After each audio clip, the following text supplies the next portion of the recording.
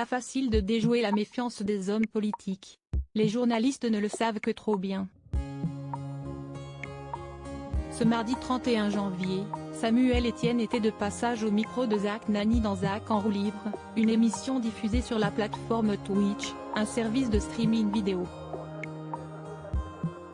Au cours de son interview, le célèbre animateur de Questions pour un champion a évoqué ses entretiens avec des hommes politiques haut placés, tels que l'ancien président François Hollande.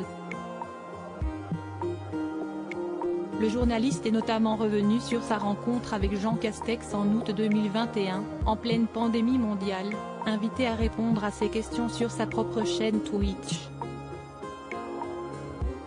Une interview en direct qui lui a laissé un goût amer. Fort du succès de sa vidéo avec François Hollande en mars 2021, Samuel Etienne explique qu'il est contacté par de nombreux membres du gouvernement pour apparaître sur sa chaîne. Je me suis dit que j'allais écrire au Premier ministre Jean Castex, comme je ne voulais pas tous les recevoir, indique-t-il. Le matinalier de France Info écrit alors à l'occupant de Matignon et le reçoit une semaine plus tard. Là, je réfléchis en journaliste et pas en streamer. Il vient, mais ce n'est pas Hollande. Il est en responsabilité. Il n'est pas libre de sa parole. Il est très langue de bois, comme rarement j'ai vu en 25 ans d'interviews politiques. Toutes les questions, il les esquive.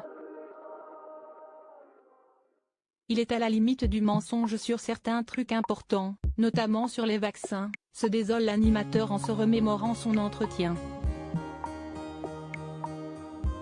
Dans une vidéo reprise par nos confrères de Pure Média, on peut voir Samuel Etienne questionner Jean Castex sur la promesse qu'il avait faite concernant l'augmentation des lits en réanimation dans les hôpitaux.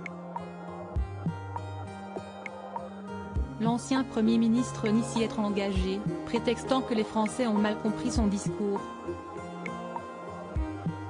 Au bout d'une demi-heure, le journaliste se rend compte que son interlocuteur esquive toutes ses questions. Je me suis dit qu'il est en train de massacrer le truc. Le chat est en feu. Le mec n'est pas dans l'honnêteté. Point. Je mets, moi, fin au stream.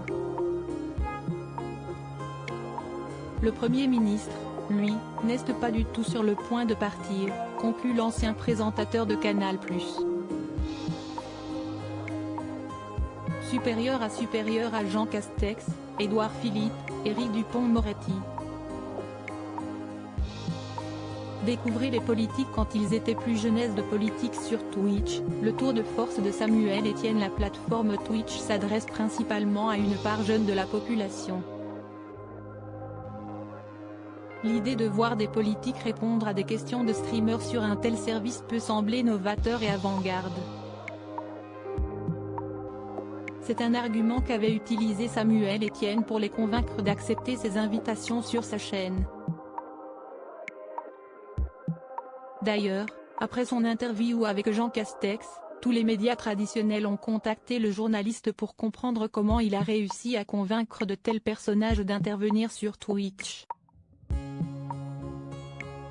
Je fais le constat d'un fossé grandissant entre les politiques et les citoyens, qui n'est pas un très bon signe de vitalité démocratique et qui se caractérise par une abstention de plus en plus importante.